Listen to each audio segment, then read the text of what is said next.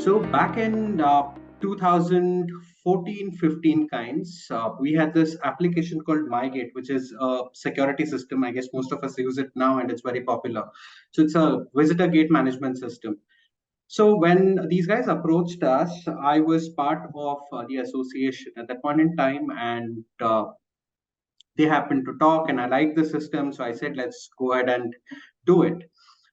But the challenge was we had two security guards at that point in time, and these security guards could hardly read and write, and this was a mobile application. So, by profession, I was a trainer. I was curious, so I meet them every day after office. Coming back from office, I used to spend a couple of hours with them, telling them how it functions. Where do you enter a number? What do you do with that?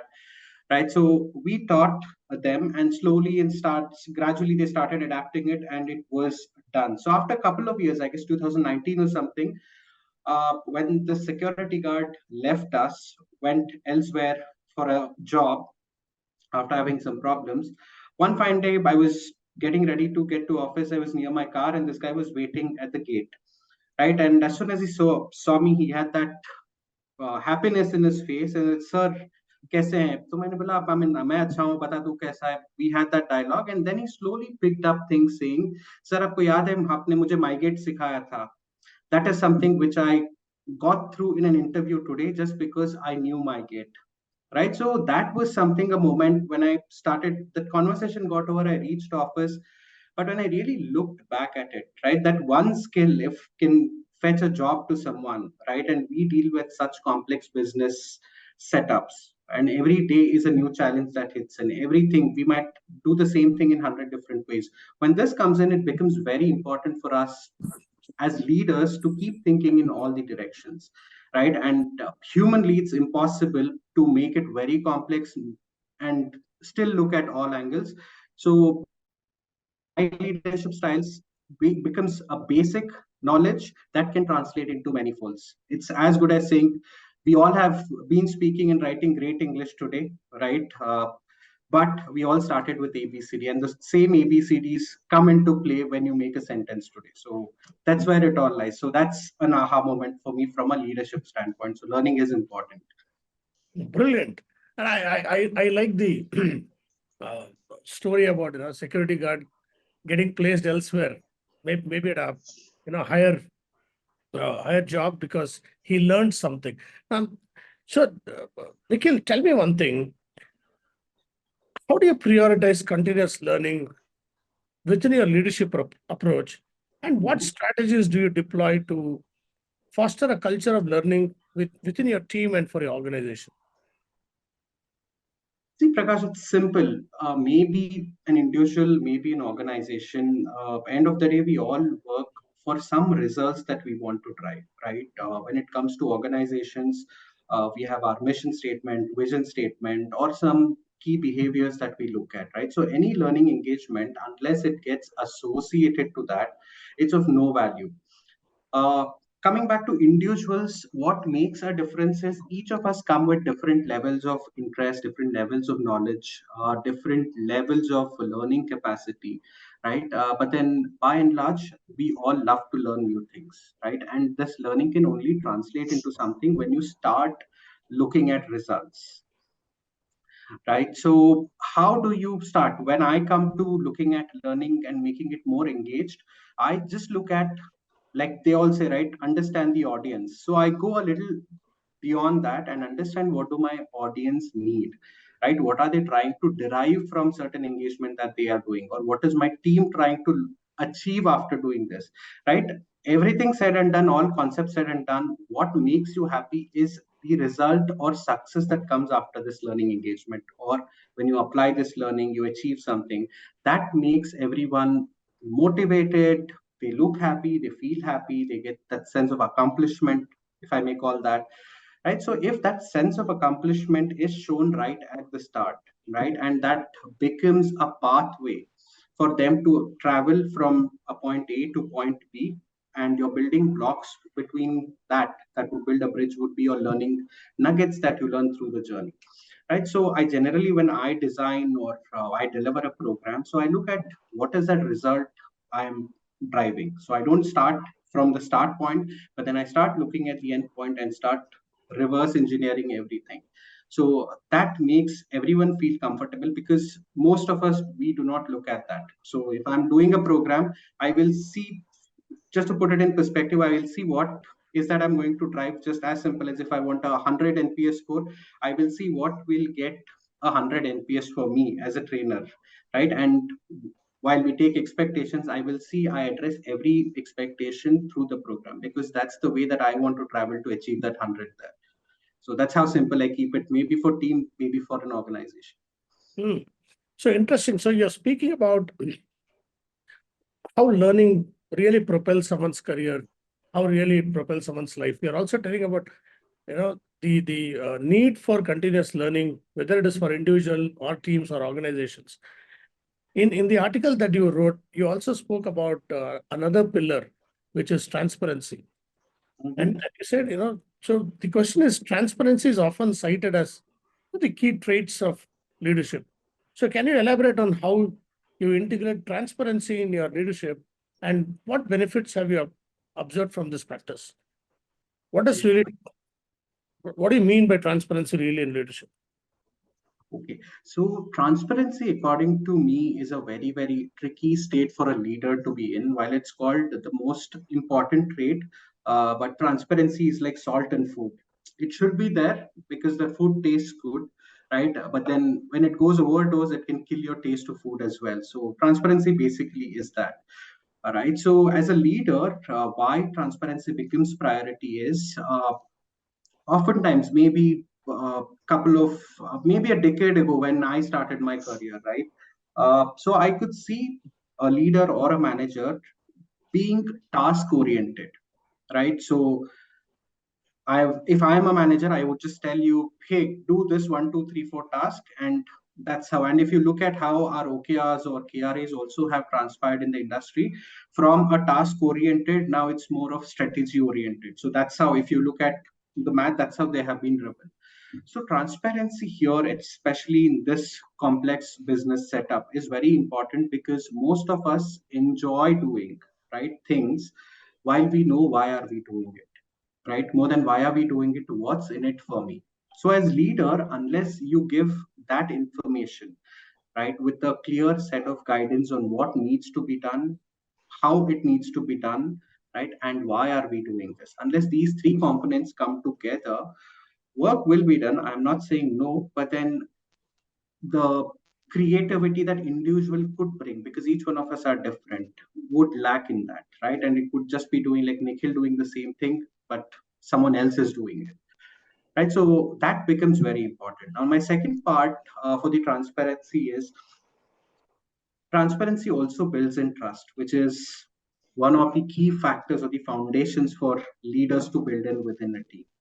So when you start being transparent with your teams or with your peers or with your colleagues, or for that matter, with your stakeholders or your higher ups as well, right? It starts bringing that relationship, creates that bond, right? And slowly and steadily, rather than what you're performing, people start looking at the intent with which you're doing a certain task, right? In return, most of us would have seen it starts killing the fear of failure in an individual. When this starts happening, the individual does not step back to take risks, right? Come back and tell creative ideas, go and explore new things, get into a new avenue, and all this automatically starts happening. And I guess when we look at leadership from the other side, these are something which we teach leaders in today's world, that you have to make your team innovative, you have to give them enough approachability, you have to be approachable and stuff. But then the whole thing starts from that simple word called transparency, right? So that's when I brought in that flavor of having transparent ideas.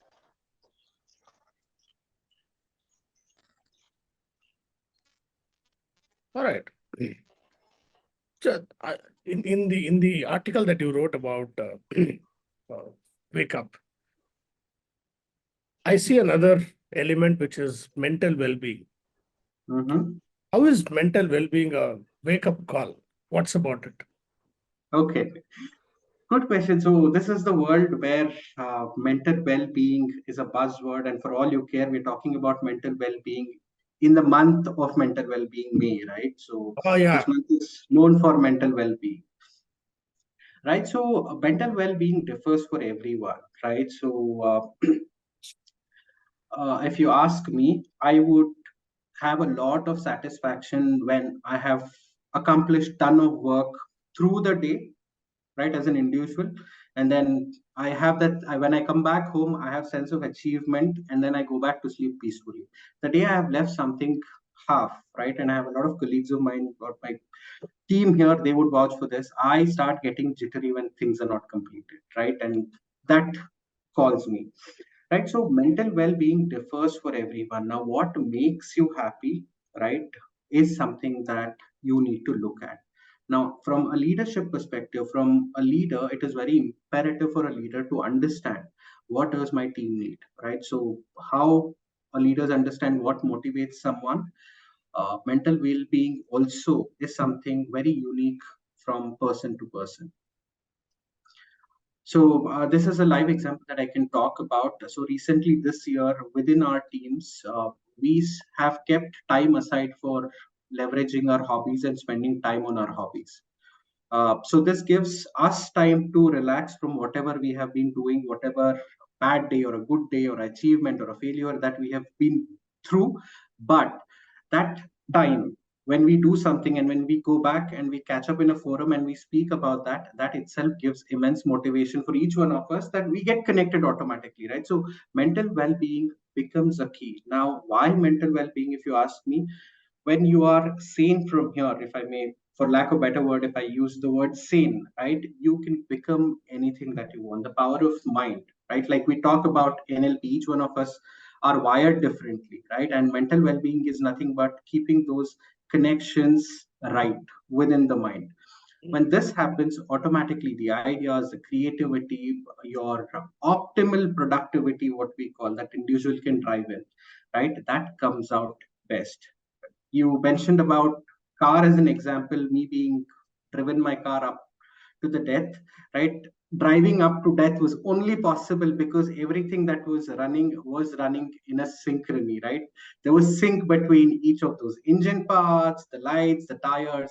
If one of it was unwell, trust me, I wouldn't have been doing this speech today. So we are no different than an automobile. So everything has to work in sync. So that's why mental well-being comes into play. That gives you happiness, by the way. So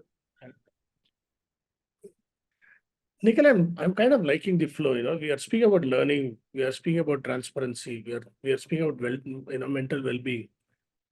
So you said in the beginning that that sense of accomplishment, that you have done something for the day. mhm. Now, how do you kind of propel that sense of accomplishment within the team? Because it needs a lot of motivation day in and day out. Yeah. And how do you set purposeful goals for people around you?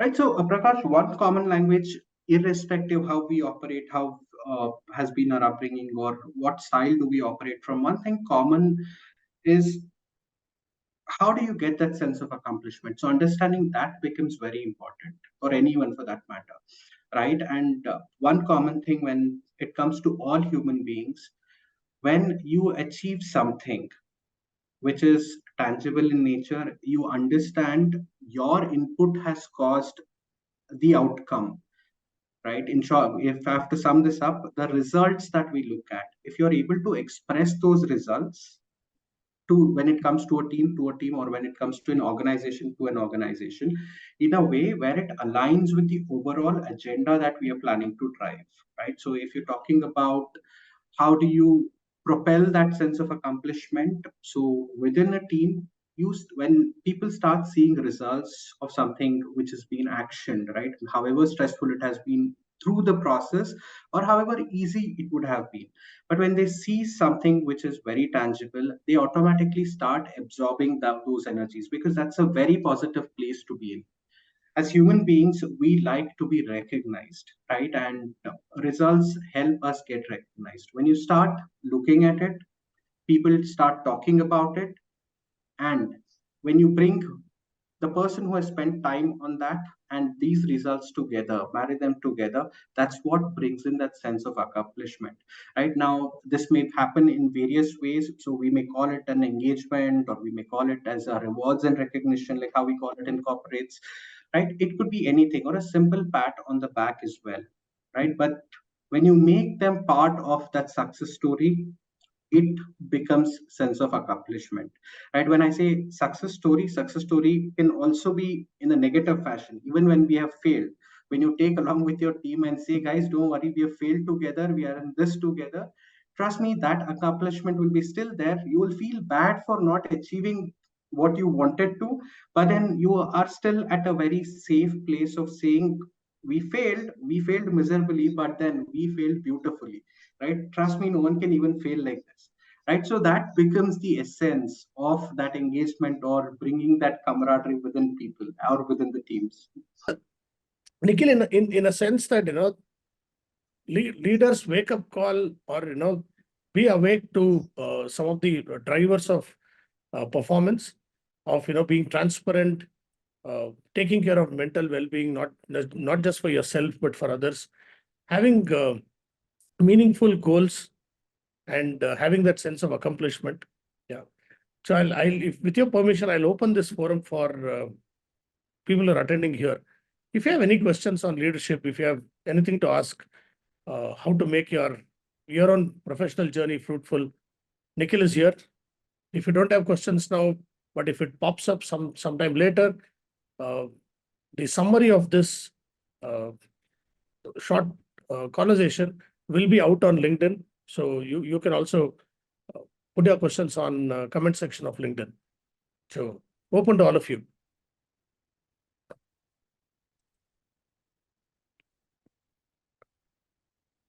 Hey, Prakash, Yeah, Nikhil, so, Aju here. huh. I think, on mental well-being, I think as a leader, Mhm. something which I like from my past experience. Yeah, what I've seen, or what I would like to share on your thoughts, Nikhil.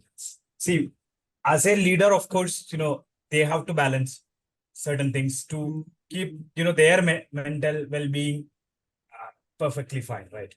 But at same time, it's also important for that leader to make sure that their team also have better mental well-being, even after office works or hours or whatever. Because there are leaders, of course, I have seen, there are good leaders where they know that after it's important for each individual or their team members to have their mental well-being is taken care, so that they are in a good frame of mind. But there are leaders, what we have also seen, who's like, you know they are concerned about their mental well-being, but when it comes to because as you said, right, you become restless if some task is being not completed on the day, whatever reason it could be. Maybe something it's not in your control, it's Mhm. not got completed because there are multiple other factors maybe there. So in that, those times, once you go back home, of course those thoughts will be running on your mind, so you become little restless, right? But you cannot cascade this to your team, right? Because team is having their personal time, or their, it's more than the personal time, maybe after office work they need to have some peaceful time, right? So that time, if you start cascading that, it Mhm. becomes, that's where it's become like a toxic, right? So how, I mean, it's what I was trying to say is like how important that the leaders should understand that it's not just their mental well-being, it's also important that how do they balance, how ensure that though of course they have the tension, they have this restless mind because of some task, but same time they need to have that patience to ensure that it has put in such a way that team doesn't get impacted, right? Right. So brilliant question, Aju. Thank you for asking that. Right. So I will just put it in a perspective where we are not looking mental well-being as a single topic. Most often, what we do is, and even I'm sure we all would have heard our stakeholders end up asking us, my team needs work-life balance training. My team needs mental well-being training, right? mental well-being is just not an individual aspect to look at it, right? Well-being is much, much, much larger, right? So you gave an example of me by being jittery. That jitteriness is only up to me, right? While even when something is not completed at the start of this task, right, there are a few key things that we need to look at in the form of having that mental well-being as a part of our team's culture. So from a leadership standpoint, if you ask me, mental well-being is a culture of a team. Right now, various elements come in, right? If you're starting a task, for example, or if you're starting a project, that setting up of expectation is very, very important. Setting up of the deadlines, giving that, for example, being transparent, what is important, why is it important, how is it important, what's your role, defining the roles. Now this becomes very imperative for a leader to call out each one of these things, right? Just because I'm getting a call after my work hours, it would not be completely right to say that my mental well-being is getting affected, right? It may be a call from your peer or your leader just to ask how are you, right? But then the minute, most often what happens, we've been so much used to seeing our bosses calling after work hours, and then we say, oh my god, why is he calling now, right? But then it also largely depends from a leadership perspective. It is important for leader to set that context, build up that relationship and that trust element, right? So when an individual or an associate or a team member starts thinking, if I am getting a call at this hour, that means something is important.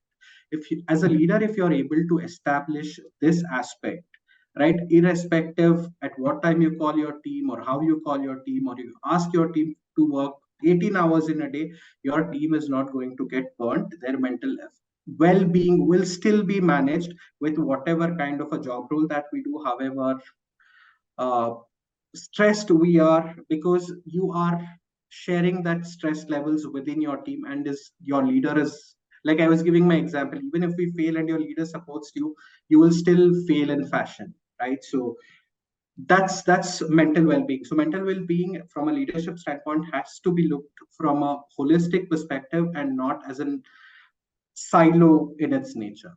I hope that answers your question. Yes, Thanks. Nikhil. Thank you Thanks. so much. I had a question which is a continuation of Ajub's question, and I have been wondering. So, Nikhil, if you can throw some light there, when we are talking of mental well-being, right now, I am a people manager, so I try to take care of my mental health, try to understand what the triggers are. Sometimes I fail to, I don't understand. Then I try to take a cue in the when the next time the same thing happens, and try to take care of the team as well. Tell me something, Nikhil, that there are my peers with whom Mhm, I work very closely, and I also have my manager, right? So my peers and my manager and some other stakeholders mhm, with whom I work regularly. So can you share some tips for me to understand, or for anybody in the room to understand, that how can we say that these guys are also completely stressed out? We need to take a one step back, because sometimes when you work in a project, there are so mhm. many deadlines, there are timelines, deadlines, there are promises made to the client, there are billings, invoicing happening, right?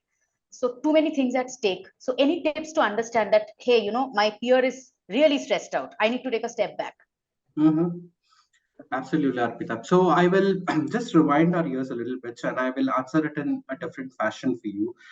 Uh, so back in days, right, the training typically used to be in a classroom, a PPT run, and some models and theories put together, right? Especially when it comes to people managers, right?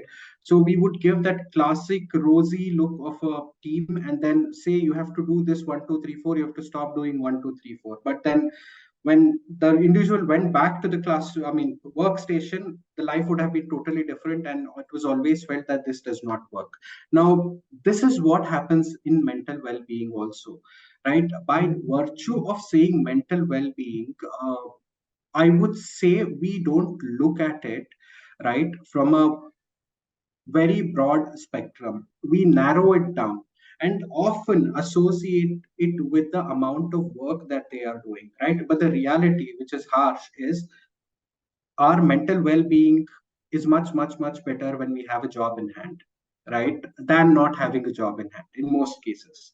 Now, having said that, to answer your question in terms of how do I understand and relax when my stakeholders are stressed out, or my peer or my boss is stressed out, right? It more often is a derivative of the relationship that you build. A classic example would be one of your best friend may be sitting thousands of miles away from you. Just by hearing a hello on a phone, we often understand and end up saying, "What's wrong with your voice? Why is your voice low?" Right? That's because we understand that person in and out as a best friend.